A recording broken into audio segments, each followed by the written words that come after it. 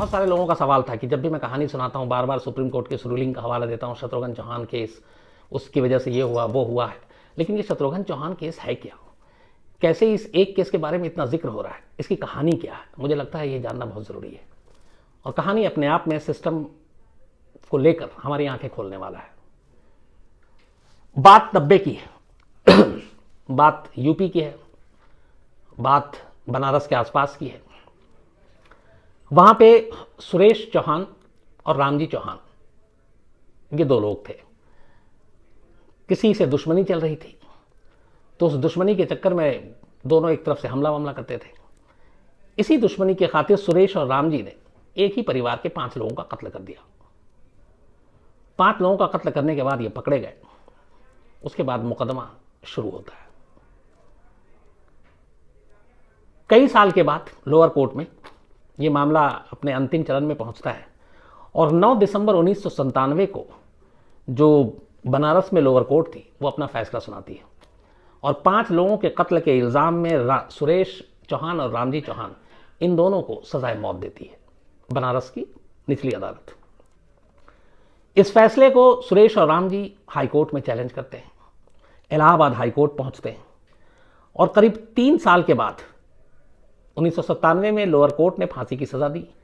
3 साल बाद 23 फरवरी 2002 को, बल्कि 23 फरवरी 2000 को इलाहाबाद हाई कोर्ट निचली अदालत के फैसले को बरकरार रखती है और सुरेश और रामजी की सजाए मौत को कायम रखती है और कहती है कि ये दोनों 5 लोगों के कत्ल के लिए सजाए मौत के ही हकदार हैं।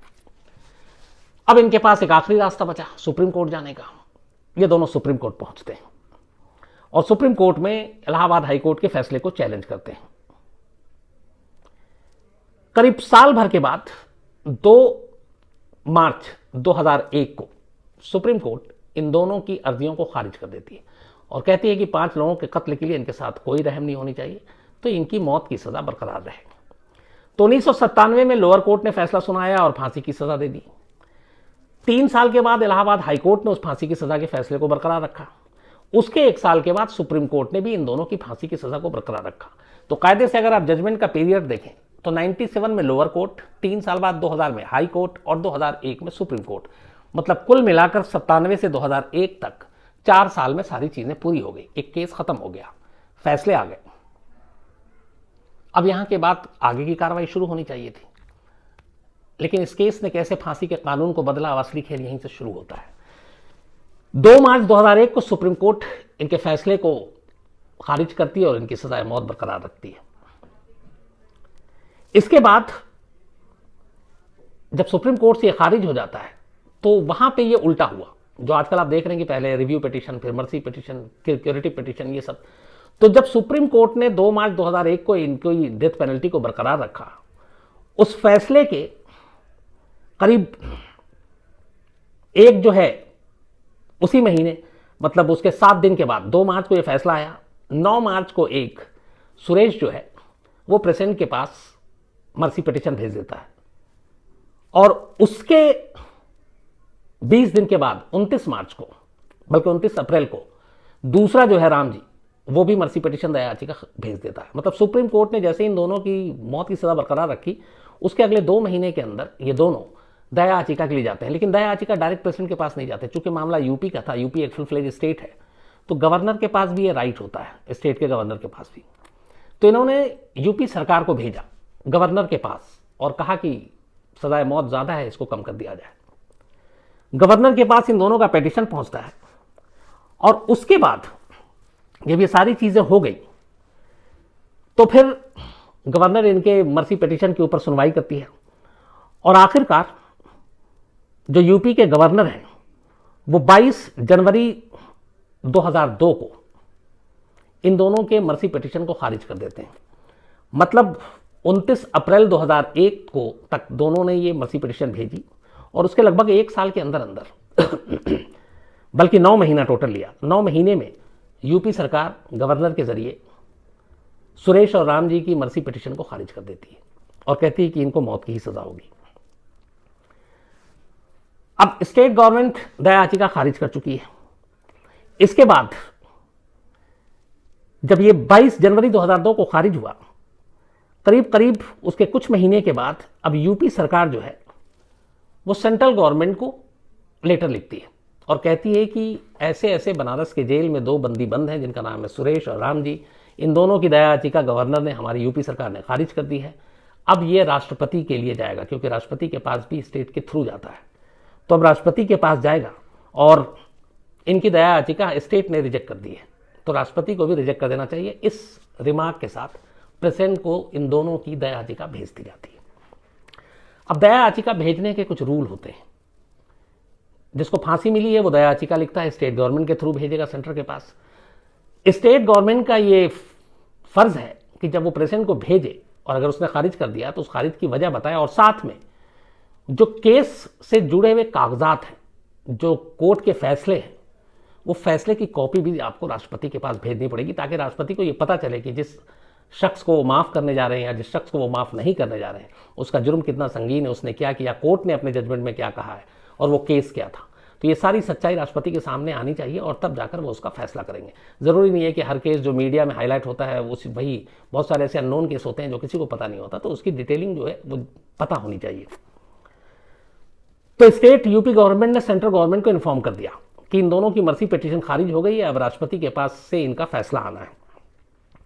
और स्टेट गवर्नमेंट ने ये भेजने के बाद 4 मई 2001 को अब उत्तर प्रदेश की सरकार ही जो बनारस कोर्ट के को एक लेटर लिखती है और कहती है कि सुरेश और राम जी को जो 5 लोगों के कत्ल के लिए फांसी की सज़ा हुई थी, और चूंकि बनारस में ट्रायल चला था और लोअर कोर्ट ने वहीं सबसे पहला फैसला सुनाया था, तो उसके जजमेंट की कॉपी आप हमें भेजिए, क्योंकि हम इस जजमेंट की कॉपी को सेंट्रल गवर्नमेंट को भेजेंगे जो राष्ट्रपति के पास जाएगा, क्योंकि राष्ट्रपति उस जजमेंट की कॉपी को पढ़ने के बाद ही मर्सी पिटीशन पे अपना फैसला करेंगे। तो स्टेट गवर्नमेंट ने 4 मई 2001 को ये लेटर बनारस के उस कोर्ट को लिखा जिसने पहला फैसला सुनाया था। जो डीएम है, डीएम के थ्रू उस वक्त बनारस के जो डिस्ट्रिक्ट मैजिस्ट्रेट थे, चूंकि ये 4 मई को लेटर लिखा गया था, इसके करीब करीब मतलब 5 महीने के बाद 4 सितंबर 2001 को वो रिप्लाई करते हैं और लिखते हैं कि हमारे लिए ये पॉसिबल नहीं है कि हम उस जजमेंट की कॉपी आपको दे सकें, क्योंकि उस जजमेंट से, उस केस से जुड़े हुए सारे कागजात सुप्रीम कोर्ट में पड़े हुए हैं। क्योंकि सुप्रीम कोर्ट में इलाहाबाद हाई कोर्ट के जजमेंट को चुनौती देने के लिए वहाँ गए, तो हमारी तरफ से भी लोग गए और उन्होंने सुप्रीम कोर्ट में अपना पक्ष रखा। तो जो जजमेंट की सारी कॉपी है, इस केस से जुड़े हुए जो भी जानकारी है, वो सुप्रीम कोर्ट में ही इस वक्त है, हमारे पास नहीं है, तो हम आपको नहीं दे सकते। अब यहाँ से खेल शुरू होता है। स्टेट गवर्नमेंट ने लोअर कोर्ट से मांगा, लोअर कोर्ट ने हाथ खड़े कर लिए, उसने कहा ये तो सुप्रीम कोर्ट में है। अब सुप्रीम कोर्ट से वो सारे जजमेंट की कॉपी निकालनी है, वो कागजात, वो डिटेल केस की, ताकि राष्ट्रपति के पास भेजा जाए, राष्ट्रपति उसको पढ़ के अपने विवेक से फैसला ले सके कि इन दोनों की फांसी की सजा बरकरार रखें या कम कर दें या माफ कर दें। अब सुप्रीम कोर्ट और लोअर कोर्ट के बीच का यह मामला ये हुआ कि सरकारी अफसरों के पूरे जाल में फंस गया कि कौन सुप्रीम कोर्ट जाए, कौन वहां से पेपर निकाले और फिर कैसे दे। 2001 का ये लेटर लिखा हुआ था, 2001 में ही प्रेसिडेंट के पास मर्सी के लिए स्टेट गवर्नमेंट ने भेज दिया था, लेकिन उससे जुड़े हुए कागजात नहीं भेजे। धीरे धीरे वक्त बीतता गया। और सबसे बड़ी बात और 2 चीज़ें, जब गवर्नर ने इनका मर्सी पिटीशन रिजेक्ट किया तो इन दोनों को पता ही नहीं था कि इनकी कोई ऐसी दया याचिका रिजेक्ट भी हो गई। इन्होंने भेज तो दिया था, पलट के एडमिनिस्ट्रेशन ने या कोर्ट ने या जेल प्रशासन ने इन दोनों को बताया ही नहीं, सुरेश और राम जी को, कि तुम्हारी गवर्नर ने दया याचिका खारिज कर दी है। इन्हें कोई जानकारी नहीं। इसके बाद इन्होंने जब प्रेसिडेंट के पास लिखा और स्टेट गवर्नमेंट के थ्रू वो भेजा गया, तो भी उसका क्या हुआ इन्हें कोई जानकारी तब तक नहीं थी। धीरे धीरे उन कागजात को ढूंढने में और बाकी चीज़ों में वक्त लगा और ये मर्सी पिटीशन राष्ट्रपति भवन में पेंडिंग पड़ा रहा।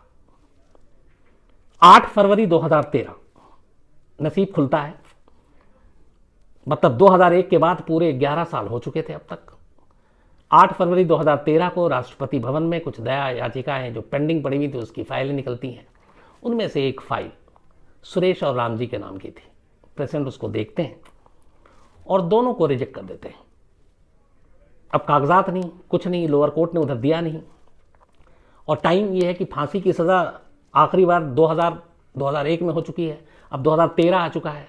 करीब 13 मतलब 2013 में प्रेसिडेंट के पास है। और 8 फरवरी 2013 को जब ये फाइल प्रेसिडेंट की नज़रों से गुजरता है तो वो इन दोनों की मर्सी पिटीशन को खारिज कर देते हैं और कहते हैं कि इनकी मौत की सज़ा बरकरार रहनी चाहिए। यह खबर कुछ अखबारों में छप जाती है। इस खबर के छपने के बाद इन दोनों के परिवार वालों को यह पता चलता है, राम जी और सुरेश के, कि इनकी मर्सी पिटीशन तो राष्ट्रपति के पास थी और खारिज भी हो गई। लेकिन इन दोनों को, जिनको फांसी दी जानी है, इसके बारे में कोई जानकारी नहीं। न जेल ऑफिशियल देता है, न सरकार देती है, न प्रशासन, कोई नहीं। बल्कि मीडिया के जरिए उनके फैमिली को पता चलता है और फैमिली वाले फिर जेल जाते हैं, उन दोनों को बताते हैं, तो वो हैरान रह जाते हैं कि हमें तो मालूम ही नहीं, क्योंकि वक्त बीत गया, हमें क्या मालूम प्रेसिडेंट ने क्या किया। तो कागजात न होने, जजमेंट की कॉपी इधर से उधर होने, उस चक्कर में दो लोग जिनकी फांसी कायदे से सब कुछ होने के बाद 2003-04 के अंदर हो जानी चाहिए थी, वो उसके बाद भी लगभग 13 साल तक जिंदा रहते हैं। और 8 फरवरी 2013 को उन्हें पता चलता है कि प्रेसिडेंट ने उनकी मर्सी पिटीशन खारिज कर दी है। जब ये बात पता चली मीडिया के जरिए, तब कुछ वकील सामने आए। उन्होंने इसकी फैमिली को, सुरेश और राम जी की फैमिली को कहा कि ये तो मतलब नाइंसाफ़ी है, तो तुमको इसको लेकर सुप्रीम कोर्ट जाना चाहिए। इसी के बाद इन दोनों के रिश्तेदार सुरेश और राम जी के शत्रुघ्न चौहान और महेंद्र चौहान इस सुप्रीम कोर्ट में एक याचिका दाखिल करते हैं। और सुप्रीम कोर्ट में याचिका दाखिल करने के बाद, ये जब राष्ट्रपति ने कैंसिल किया था जो मर्सी पिटीशन, ठीक 12 साल और 2 महीने के बाद, 12 साल 2 महीने तक प्रेसिडेंट हाउस में ये पड़ा हुआ था, लंबित था, और उस पर कोई एक्शन नहीं लिया गया। इसके बाद ये दोनों फिर पहुंचते हैं सुप्रीम कोर्ट, और सुप्रीम कोर्ट में इस दलील के साथ पहुंचते हैं कि जब स्टेट गवर्नमेंट ने इनकी मर्सी पिटीशन को खारिज किया तब उन्हें कोई जानकारी नहीं दी गई। जब प्रेसिडेंट ऑफ इंडिया ने खारिज किया तो उन्हें कोई जानकारी नहीं दी गई, बल्कि मीडिया के जरिए पता चला। नंबर 3 कि 13 साल तक ये फांसी के इंतजार में रहे और इनको फांसी नहीं दी गई, जबकि ये स्टेट की फेल्योर थी, ये सिस्टम की फेल्योर है, ये कानून की नाकामी है। तो इसकी सज़ा हमारे मुवक्किल को क्यों दी जाए, जो 13 साल तक हर दिन जिया और मरा है। और ये अब अगर आप फांसी देंगे तो फिर ये असंवैधानिक है, अनकॉन्स्टिट्यूशनल है। वो इसलिए कि कायदे से उस ज़माने में उम्र कैद ही 14 साल की होती थी, तो आप एक साथ फांसी भी देंगे, उम्र कैद भी देंगे, ये कोई मतलब नहीं बनता है। फांसी देनी थी तो उस वक्त आपको दे देना चाहिए था, और उस वक्त तक फांसी की इन सारी चीज़ों को लेकर कोई गाइडलाइंस नहीं थी। पहली बार सुप्रीम कोर्ट के सामने ये पिटीशन आया।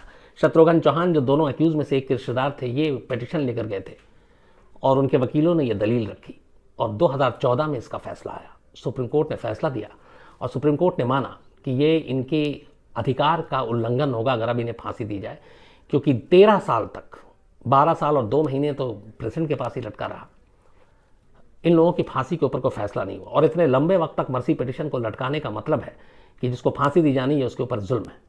2014 में इसी शत्रुघ्न चौहान केस में तब सुप्रीम कोर्ट ने फैसला दिया और इन दोनों को, जो दोनों अक्यूज थे, 5 कत्ल के जो गुनहगार थे, सुरेश और राम जी, इन दोनों की मौत की सज़ा को उम्र कैद में तब्दील कर दिया। दोनों फांसी से बच गए और उम्र कैद की सज़ा काट रहे हैं। लेकिन सिर्फ इतना फैसला नहीं था, इसके साथ सुप्रीम कोर्ट ने पहली बार तब आज़ाद हिंदुस्तान में फांसी को लेकर कुछ रूल रेगुलेशन, कुछ गाइडलाइंस भी जारी किए। और तब ये हुआ कि उससे पहले जो इंपॉर्टेंट चीज़ थी, फांसी बता के नहीं दी जाती थी, फांसी गुपचुप तरीके से दी जाती थी। सुप्रीम कोर्ट ने कहा कि ये अमानवीय है, जो मर रहा है उसके परिवार वालों को उसकी मौत की तारीख, दिन सब पता होना चाहिए, ये उसका अधिकार है। इससे पहले नहीं हुआ। तब सुप्रीम कोर्ट ने ऐसे 10 आदेश पास किए 2014 में इसी शत्रुघ्न चौहान केस में, उन दोनों की मौत को उम्र कैद में बदलते हुए। उसमें एक जो था वो ये था कि प्रेसिडेंट के पास जो मर्सी पिटीशन पड़ा रहता है इतने टाइम तक, वो ठीक नहीं है, उसको दुरुस्त करना होगा। मतलब आप कम, ये नहीं है कि आप 15-15, 10 साल, 20 साल तक आप उस पर फैसला नहीं ले रहे। दूसरा पॉइंट ये था कि अगर मर्सी पिटीशन प्रेसिडेंट जो है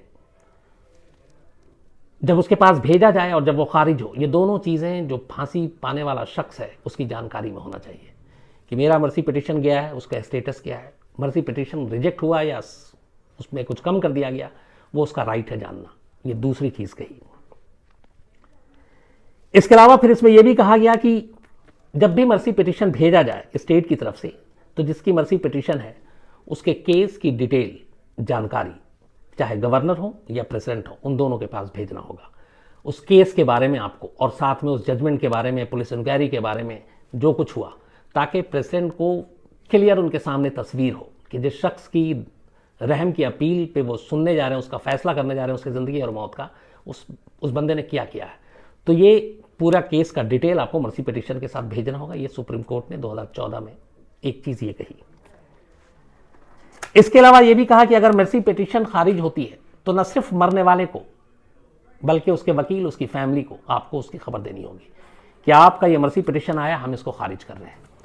और इसलिए मौत की जो तारीख है वो इन लोगों को पता हो कि अब मर्सी पिटिशन खारिज हो गई है तो फिर खारिज हो चुकी है। इसी के साथ ये भी कहा कि मर्सी पिटिशन खारिज करने के लिए प्रेसिडेंट को उसमें लिखना पड़ेगा रीजन, और यही वजह है कि सारे केस डिटेल भी भेजने को कहा गया कि इस केस डिटेल और सारी चीज़ों को देखते हुए वो क्यों नहीं माफ़ कर रहे हैं। तो उनको अपना जो भी वो सोचते हैं जिसकी बिहाफ पे वो मर्सी पिटिशन को रिजेक्ट कर रहे हैं वो रीज़न लिखना होगा, और ये लिखना ज़रूरी है प्रेसिडेंट के लिए भी और गवर्नर के लिए भी। साथ में ये कहा कि जैसे आप मर्सी पिटिशन रिजेक्ट करते हैं तो कम से कम मरने वाले को 14 दिन का वक्त देना होगा आपको। जिस तारीख को मर्सी पिटिशन रिजेक्ट हुई उसके बाद कोर्ट में जब डेथ वारंट या ब्लैक वारंट निकलेगा तो ब्लैक वारंट जब साइन हो तो जिस दिन भी साइन हो उस तारीख से अगले 14 दिन तक उसको आप काउंट करें, और 14 दिन कम से कम दें मरने वाले को, ताकि वो मेंटली प्रिपेयर्ड हो, ताकि उसको विल वसीयत कुछ बनानी है वो हो सके, अपने रिलेटिव से जिन जिन से मिलना चाहे वो मिल सके, इंटरव्यू देना चाहे, बात करना चाहे मीडिया से वो भी कर सके, कोर्ट की अगर इजाज़त हो और वो चाहे। तो ये एक पॉइंट उसमें आया। इसके अलावा एक चीज़ और आया कि मरने से पहले इन लोगों के हेल्थ का आपको पूरा ध्यान रखना पड़ेगा। ख़ास तौर पर 2 चीज़ें जो मैंने आपको शुरू में कहा था कि आपने सर फोड़ लिया, हाथ पैर तोड़ लिया, ये ऐसा नहीं, क्योंकि हर एक कोई इस तरह की कोशिश कर सकता है। 2 चीज़ें, और स्पेशली फोकस रखा मेंटल हेल्थ पे कि अगर वो दिमागी रूप से ज़रा सा भी आपको लगता है कि अनफिट है या उसको कुछ हो गया है तो आप उसको फांसी नहीं देंगे। और दूसरा ये कि अगर उसको कोई गंभीर बीमारी है जिसका इलाज चल रहा है, जो जानलेवा बीमारी है, जानलेवा बीमारी अगर है और इलाज चल रहा है उसका, तो आप उसको फांसी नहीं देंगे जब तक कि वो ठीक ना हो जाए। ये सुप्रीम कोर्ट ने 2014 में ये भी अपने उस गाइडलाइंस में शामिल किया। इसके अलावा सुप्रीम कोर्ट ने अपने उस लाइन में ये भी कहा कि कम से कम जो फाइनल मीटिंग है उसका ख्याल रखा जाए, और उसका दस्तावेज होना चाहिए कि हाँ जो मरने जा रहा है उसको मिलने दिया गया है उसकी ख्वाहिश के मुताबिक उसके अपने लोगों से। और सबसे इंपॉर्टेंट चीज़ जो लास्ट में सुप्रीम कोर्ट ने कहा कि मरने के बाद जो भी फांसी पे चढ़ा है उसका पोस्टमार्टम ज़रूर होगा, और उस पोस्टमार्टम की रिपोर्ट कोर्ट तक पहुंचाई जाए मरने के बाद केस क्लोज के साथ साथ, ताकि कोर्ट को ये पता चल सके कि हाँ फांसी वैलिड तरीके से दी गई, कानूनी तरीके से दी गई, इसमें कोई गलत तरीका इस्तेमाल नहीं किया गया, और उसकी मौत सिर्फ फांसी के फंदे से हुई है, गला घुटने से हुई है, किसी और तरीके से नहीं हुई है। तो ऐसे 10 पॉइंट शत्रुघ्न चौहान केस में 2014 में सुप्रीम कोर्ट ने यह फैसला सुनाया, और तब जाकर कानून फांसी और मौत को लेकर बदला, और वहीं से ये सारी चीज़ें शुरू हुई। वरना इससे पहले मर्सी पिटिशन, एक और चीज़ कही इसमें जो भूल गया आपको, कि जब दया याचिका खारिज हो जाए तो उस दया याचिका के खारिज होने को भी सामने वाला चैलेंज कर सकता है सुप्रीम कोर्ट में, किसी भी उसको एक पॉइंट को आधार बनाकर, और ये उसका राइट है। तो पहले ऐसा नहीं था, पहले यह था कि प्रेसिडेंट ने, गवर्नर ने एक बार खारिज कर दिया तो फिर वो फाइनल माना जाता था। अब प्रेसिडेंट हाउस से कम से कम आपको 2 मौके मिलते हैं, एक पहला मर्सी पिटिशन खारिज होने के बाद, दूसरा उस मर्सी पिटिशन को आप चैलेंज कर सकते हैं सुप्रीम कोर्ट में। तो सुप्रीम कोर्ट में चैलेंज करते हैं और सुप्रीम कोर्ट को लगता है तो वापस वो प्रेसिडेंट से पूछ सकता है। तो ये सारी चीज़ें 2014 के शत्रुघ्न चौहान केस की वजह से ही सामने आया, उस केस की वजह से जिसमें केस की फाइल गायब, गवर्नर ने मर्सी रिजेक्ट कर दिया, पर प्रेसिडेंट हाउस को पता ही नहीं था कि इनके केस की डिटेलिंग कहाँ है, और 12 साल 2 महीने तक वो मर्सी पिटिशन प्रेसिडेंट हाउस में पड़ा रहा, और 12 साल 2 महीने बाद जब फैसला आया तो फांसी की सज़ा दी, जिसको शत्रुघ्न चौहान, ये जो 2 सुरेश और रवि उनमें से एक के रिश्तेदार थे, इन्होंने सुप्रीम कोर्ट में चैलेंज किया, और सुप्रीम कोर्ट में एक ऐतिहासिक फैसला 2014 में दिया। लेकिन अब 6 साल बाद उसी सुप्रीम कोर्ट में इसी शत्रुघ्न चौहान केस को लेकर जो खामियां उठ रही हैं उस पर केंद्र सरकार ने एक रिट दी है कि एक तो ये कि ये 14 दिन वाली मोहलत जो सुप्रीम कोर्ट ने दिया कि डेथ वारंट साइन होने के बाद 14 दिन, केंद्र सरकार अब चाहती है कि इसको घटा के 7 दिन कर दिया जाए। मर्सी पिटिशन को चैलेंज करने वाली बात केंद्र सरकार चाहती है उसको भी हटा लिया जाए। तो ये सारी चीज़ें अभी सुप्रीम कोर्ट में, और जिस पे और एक साथ 4 लोगों को फांसी देना, ये भी सुप्रीम कोर्ट की रूलिंग है, मतलब एक साथ ही फांसी देना। तो इन सारी चीज़ों पे हो सकता है सुप्रीम कोर्ट कुछ संशोधन करे, कुछ इसमें तब्दीली लाए। बट आने वाले वक्त में एक चीज़ में मुझे पूरा भरोसा है कि फांसी को लेकर इस निर्भया केस की वजह से जो लूपहोल्स हम लोगों के सामने आई हैं, शायद आने वाले फांसियों में इन चीज़ों की कमियों को दूर किया जाए और एक सीधा एक कानून बने, एक टाइम फ्रेम बनेगा, उसके बाद सब कुछ शायद ठीक हो जाए।